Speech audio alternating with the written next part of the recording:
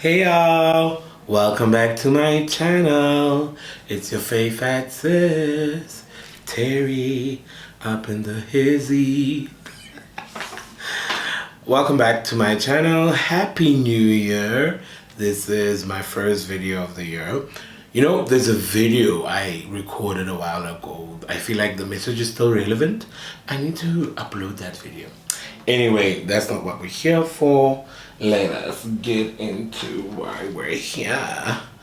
Talk about this issue that I wanted to discuss today. And also, you know, this is my second time recording this video because the weather has been quite disruptive when it comes to my recording. It has been quite problematic, but however, I am not mad at the rain. We need the rain. We are a water scarce country. The more rain we get, the better. It's just that it's been disruptive because the lighting gets bad, the sound gets affected, my sound gets affected, so it's a whole thing. It's a whole thing, y'all.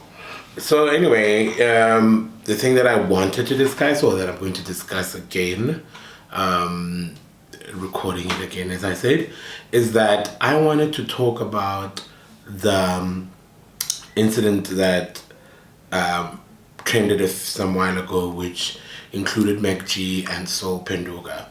And it was a clip from their podcast, and I think it's there now because it used to be a chilling with MacG or something like that, and it used to be MacG alone, but now I think he's teamed up with Soul Penduga, and both of them are now hosting this podcast. So it's a conversation between them, and the clip that I saw is about 2 minutes long, and they are discussing trans women, and they are saying some rather transphobic statements in the video. Mostly it was said by Soul Penduga, but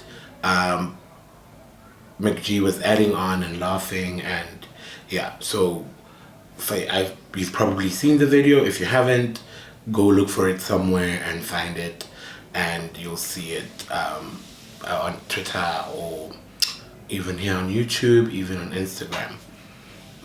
You can find that video.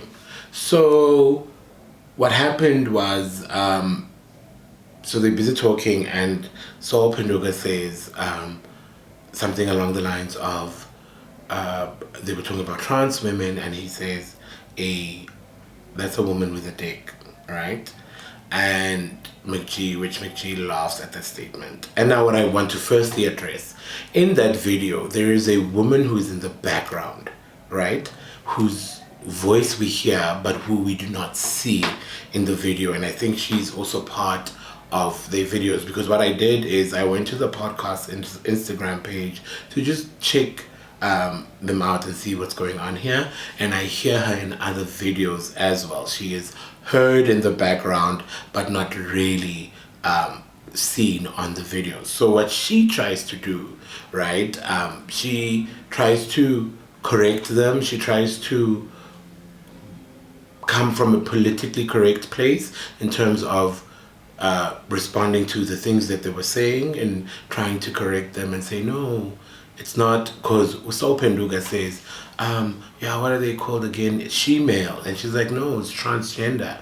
You know, and she's doing her best to try and correct them, to try and bring the conversation to a politically correct space, to speaking correctly about people who are not in the room, right? And I will commend her firstly for that. And another thing that was quite alarming for me is how disregarded and dismissed she was in the whole conversation, because these two who are seen on camera, MacG and Soul Penduga, are talking to each other and therefore talking over her whenever she's trying to add, because I don't even remember in those 2 minutes any of them responding to anything she was trying to say. They were responding to each other, you know what I'm saying, more than responding to her trying to educate them in that moment.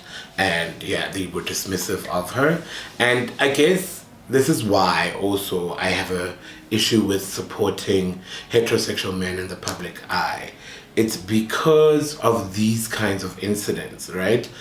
for me, in my experience, in my lived experience, I find that heterosexual men are more prone to being homophobic, transphobic in private and public spaces. So in the public eye, it's men, heterosexual men, who move from a point of male heterosexual privilege, who tend to be less empathetic or less understanding of those who have an other experience, who are different from them, and this includes women as well. And that's why we have sexism and misogyny today. It's because of that experience where, in the hierarchy of things, if you're not a man, if you're not a heterosexual man, heterosexual men think less of you. And so what I tend to do is I tend to be very cautious in supporting and following heterosexual men, because I one day will find myself confronted with him saying something homophobic, something transphobic. And even worse, in a space like the hip-hop community, for example, the lyrics we all know are homophobic, transphobic. We know that with zero effort, men in the hip-hop world or in the hip-hop industry will be transphobic and homophobic without even thinking twice. And I'm not saying, this is not to say that heterosexual women cannot be transphobic and homophobic, but I'm saying that in my experience, they do it at a far less rate than men would, you know. And for example, in the industry, in the entertainment industry, women, heterosexual women, are most likely to have friends in the LGBTI community who are their designers and stylists and nail techs in a lot of these reality shows that we've seen, in a lot of these Instagram posts and YouTube videos that we watch and consume. We do see that a lot of the heterosexual women in the entertainment industry have people. Hold on, somebody's disturbing me. Before I was rudely interrupted, as I was saying, we see that in a lot of footage and content, we see that heterosexual women are most likely to be friends or have employees as stylists, designers, colleagues, whatever you want to call it, people who are in the LGBTI community, mostly gay men. So they're most likely to be vocally transphobic, homophobic than straight men are prone to be. So yeah, that's why I would personally, I find it a bit hard to support and engage with heterosexual men that are public figures and spend my energy in supporting their careers, crafts, because one day they are most likely to turn on me and say something homophobic, transphobic, that's going to completely shatter me. So, well, not completely shatter me, but like disappoint me. So, you know, there was a big hoo-ha around is it not? And this is the things about isms, right? The biggest ism that we can all agree on and all say, okay, that is the thing, right?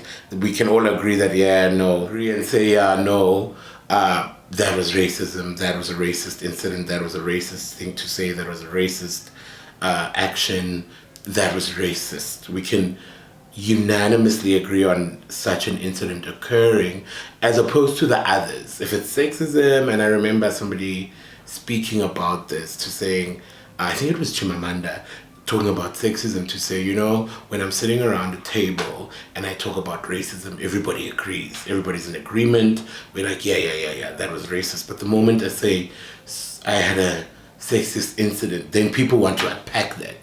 Is it? Are you sure? Really? And don't you think you were, you know, don't you think this was, you were feeling this type of way on that day. They're trying to figure out if it was indeed a sexist or not sexist thing the person did or said, like, oh, but to me, I don't, you know what I'm saying? It happens as well with when people say homophobic and transphobic things. We're like, oh, but freedom of speech, oh, MacG's podcast is uncensored and he just says controversial things or wild things. Are we infringing on his freedom of speech? And Bev tweeted and said, your freedom of speech ends where my life is threatened. And I completely, agree with that. To say your freedom of speech ends where my life starts being threatened. Because if you're going to say homophobic, transphobic things, and you have a platform where you're followed by thousands and thousands of people, and most likely men just like you're giving them you're giving the confidence boost to be just like you and to think just like you and to behave just like you. We've seen what happened in America where the former president was a racist bigot, right? It gave the rest of the racist bigots to be more like him and to be publicly more violent, standing on his shoulders and his authority and his what's the word I'm looking for, and his teachings, so to speak, to say, yeah, our idol thinks like this and therefore we can gladly do this without doing it in the dark or in secret or, in hiding. We can publicly start behaving and doing these types of things, which is a thing, right? So, yeah, for me, that type of discourse to say, is it really? When a ism happens to a group of people, if you are not a part of the group of those people that ism is happening to, I don't think you qualify to have a discussion about it being what those people are saying it is or not. So, an example, if the LGBTI community, trans people, transgendered women, are saying, so-and-so said a transphobic thing. If you are not transgendered, you do not qualify to sit and have a discussion on whether what MacG said was transphobic or not. It is not your place to have that discussion. What you're going to do is say, oh, okay, that was transphobic and that is how it made you feel. I get you, got you, support you. That's all you need to say. You're not going to sit there and because you know what you're moving from? You're moving from a point of privilege.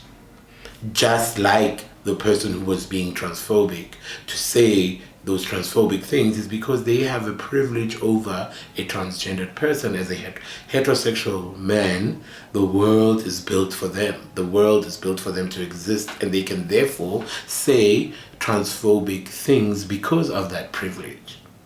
And just to go a bit deeper, men move from a point of privilege, and therefore they will not, unless if they want to understand, but they will not understand when you're saying, oh, this was sexist, oh, this was misogynist, oh, this was homophobic, transphobic. They will not understand any of those things because they move from a point of privilege of not having experienced the world in any other way but who they are being, the standard, who they are being the right way to be in the world. So that privilege blinds them from seeing how other people move differently in the world and can be offended or impacted by negative things they say and do. That is it for me. And also, there was a point where So Penduga, when he said she-male, which is a derogatory term, first and foremost. And secondly, that is a term that is used on pornographic sites, right? So to me, when I heard that, I'm like, oh, so you saw that on a porn site, right? You saw that statement or that term most likely on a porn site, and as whether or not you watch that the pornographic material or not, that's not even that's not even the case here. But my point is, your knowledge and your understanding and your knowing of trans women is seeing videos titled "Shemale" on porn sites, and that is as far and as deep as your understanding goes of who and what trans women are. And MacG further went to out or list, rather than out, list a number of public men who were rumored or alleged to have had interactions with transgender women. And he was like, Wayne Rooney, in that 2-minute clip, Wayne Rooney was arrested for picking up a transgender sex worker. Offset's relationship with Cardi B was put on the rocks because of relations he had with a trans stripper or something like that. So he was just listing them and outing them, and he's busy saying, oh, it's so confusing to me. It's so, that the LGBT community is so confusing to me. It's so confusing. And that's what he was saying. Which brings me to my next point, which was part of the discourse of when this thing came out. There was somebody who Jackie Pamote treated and said, because Old Mutual was discovered to be a sponsor of MacG and his podcast. So people tweeted to say, oh, so Old Mutual, is this who you support? Old Mutual got onto that, honey. They didn't waste no time. They got them scissors up and out of their cupboard and cut some quads, honey, on some. We ain't a part of this. We wash our hands. We ain't a part of this, and therefore we ain't gonna, be a sponsor no more. We're stepping out in a way. What he said was ignorant and insensitive, and therefore we hope this will be an educational moment for him to learn. Point in case. 10 years ago, apparently, when in 2010, more than 10 years ago, in 2010, wow, 2010 is more than 10 years ago, y'all. In 2010, when MacG was at YFM, there was a similar incident, including or involving a colleague, where he said some homophobic, derogatory statements. He was suspended upon investigation, then dismissed from the radio station, went his way to go build his life, came back as the MacG. We know him on his podcast, on YouTube, and probably on platforms where you find podcasts. I sound like a podcaster now. I get my podcasts on places where you find podcasts. Anyway, so yeah, he went his way to build this thing, which was a great thing. Let me even say that he's a talented broadcaster, talented interviewer. His interviews were interesting. He asked interesting questions. His subjects, the interviewees, would sit there and be open, and in a way that they wouldn't necessarily be open with anybody else. And they knew when they were going on MacG, that was what would happen. Those were the conversations they would have. They would have conversations that would trend, right? So, so-and-so said this, revealed this and that on the MacG podcast. And that takes skill. As somebody who is a fan of that vocation, who is a student of that type of profession, I can recognize when somebody is good at what they do. And it takes a certain type of skill and talent to be a kind of person who can sit down with public figures who never really want to speak about their private lives or controversial issues, and make them comfortable enough for them to open up and talk about things that may be controversial, things that I haven't really spoken about, address issues from the past and the present that may have been controversial or not. It takes a certain type of skill and talent to do that, and I will give that to MacG. But 10 years ago, this incident happened, and it cost him his job and finished his radio career, because nobody else hired him after that, unless if they did, I don't remember.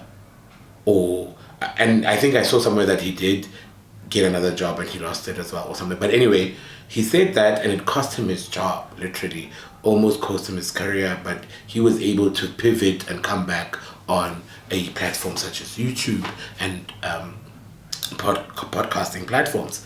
And what Jackie tweeted, right, was, so Old Mutual, do you think that you solve the problem by cutting off your support or your sponsorship to him? Does it solve the problem? You guys should have made this a teachable moment for him and taught him, helped him learn a lesson, or it could have been a moment for you to make this a teachable moment.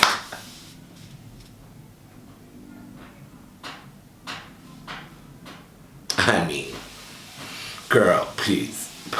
Please. First of all, you are absolutely, what you're not going to do, Mrs. Snake, is put the responsibility of it being a teachable moment on a corporate like Old Mutual. Aibo. Jani. Like, make it make sense. You're not going to put that responsibility on a corporate like Old Mutual. It's not their job. It is absolutely not Old Mutual's job to teach anyone a lesson about how to be a decent human being in the world that we live in, and understand that people are different and have different experiences, and you need to be respectful of those experiences. It is not Old Mutual's job, homie, to teach anybody anything, right? It's nobody's job to teach anyone anything, because I saw somebody else tweeted that, I'm hearing people throwing around teachable moment. By the way, I'm not even on Twitter, but I saw these tweets on a blog, on a blog site. And, somebody was like, whose job is it for this, for a teachable moment? Who are you? After offending a community, then are you expecting them to come back and show you some compassion and teach you? Is that what you're asking? Is that what you're saying must happen in this situation? Who is it? Whose job is it to teach MacG not to be transphobic? MacG and Sopenduga. Whose job is it to teach them not to be transphobic and homophobic? And I think I have an answer. You know whose job it is for those people to be taught not to be, for that moment to be teachable for them. You know whose job it is for that to happen? It is their job. It is their own job to teach themselves that, okay, people are saying this is a wrong, this is a homophobic and transphobic thing we said and did. We do not see a problem with it. Why are they seeing it as that? We want to find out why it's wrong and how can we fix it. You cannot teach anybody anything they don't want to be taught. As the cliche saying goes, you can take a horse to water, but you can't make it drink. Or it's that. You can't force anyone, a horse or a human being, to do anything that they don't want to do. A teachable moment is when the offender wants to be taught. It's when they see a chance for them to learn and be taught. In the many years that MacG had his first incident at YFM to today, and history repeating himself, it means this person didn't learn anything. This person probably walked away from YFM and thought they were wrong. They were the assholes in this situation for letting him go, for speaking his mind. He probably thinks that. And if a person thinks like that, and it's been all of these years later, and because that's just how the universe operates, when it wants you to learn a lesson, situations or lessons are going to repeat themselves, because this is exactly the same thing that happened all of those many years ago repeating itself in his life. To date, it's been 2 weeks since the thing trended, a week or two. I have not seen any apology of any kind, any form, any way from MacG. I have not seen anything from him. He has not said anything about nothing. So what does that tell you? And also the apology thing as well, you know, I would rather a person, you know what I would rather a person do? No? Me personally, this is me. I would rather you acknowledge something, right? You acknowledge that this caused a stir, there's a problem here. I don't see it, but there's a problem. I would rather you acknowledge. That just shows a certain type of maturity, so if you want to call it that, to say, okay, hi everyone, hi everything, I recognize that there has been an issue with what we've said. I am doing a deep introspection of what I said and trying to learn from this lesson as to where I may have gone wrong. I will come back to you once I have gathered myself and gone through the incident with myself, and I'll come back to you. That's not an apology, it's an acknowledgement, right? Of saying, I acknowledge there's a problem, I'll come back to you with my findings and say, listen, I looked at that and there is absolutely nothing wrong with what I said because of 1, 2, 3, and therefore I still stick to my guns, or whatever the case is. He has not said anything. He's sitting there, and this is another thing. You sit there and you're like, who do these people have people that manage them? Do they have PR teams? And like, there are things where you can sit and it becomes a thing that will blow over and you get over, right? And you kind of sit out. There are things where you need to respond. There are things where you need to come out and say, I'm seeing this and therefore I'm doing that, and I will come back at this particular time, or give me some time. I'll get back to you with my conclusion of the matter.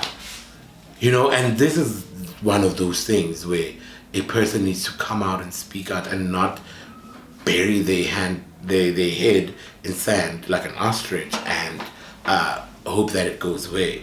Hope that, you know, do ostriches bury their heads in sand anyway? I've never seen it.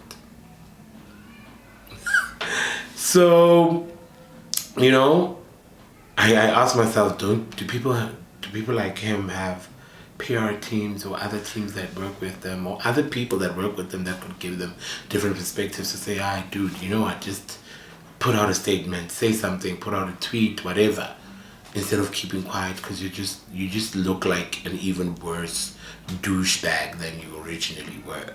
You just become a worse what, you know, in this per day killer moment, you know? So yeah, I've already said a mouthful with this particular topic. And our first video of 2021, and we have to address an issue like this, but it's great, right? Let's address issues, let's bring them to the fore, let's talk about things, let's talk about how they make us feel, or what we have learned, or what we can deduce from them, right? So yeah, for me, I would have just expected for them to come out with whatever kind of statement and leave it at that, and not necessarily an apology, because also a fake apology does nothing. It just makes matters worse. An insincere, ingenuine apology makes matters worse. Have you guys seen my cute nails? Are you really? I am team way too much. So, you know, yeah, those are my thoughts on this particular matter. I hope I was comprehensive enough in my discussion and voicing how I feel that, first of all, you can't tell a community what is or isn't harmful to them. Secondly, a teachable moment, people must want to learn themselves. You must take it upon you to learn, unlearn, or learn why something you say or do or hold, a belief and opinion that you hold can be harmful to the next person. It is not the responsibility of that person to come and teach you why that is harmful. Their responsibility is to tell you that what you're saying is harmful to me. What you're saying is derogatory. What you're saying is transphobic. It is their job to tell you that. But it's not their job to teach you anything more than that. It is your job to pick up your own pieces of wanting to learn. So thank you guys for watching this video. We're back in 2021. The video that I'm actually gonna, after this one, I'll just release it, but it's quite an old one, but still relevant, talking about body fat phobia in the body positivity movement. Yeah. And I'll post that one, and then maybe I'll come back with an updated view version of the video. You know what I'm saying? But anyway, thank you for watching. If you have any other topics that you'd like for me to cover, please find me on the gram, Instagram, or leave a message here down below. Don't forget to click like and subscribe. And did you see my new intro video? Cute, right? So cute. We are growing. Listen, guys, 2021 for me personally, I have marked that as a year of growth for this channel. I'm going to invest my time, my energy, my money, the little money that I have into this channel. Well, let me not say the little money. I want to speak affirmingly and positively. My money, my millions. I'm going to invest myself more than anything, more than money, myself, my energy, my resources into growing this community, into growing this channel. This year is the year, it is that year for this space, this channel. By the way, shout out to Visa. I went to Pride with a friend of mine.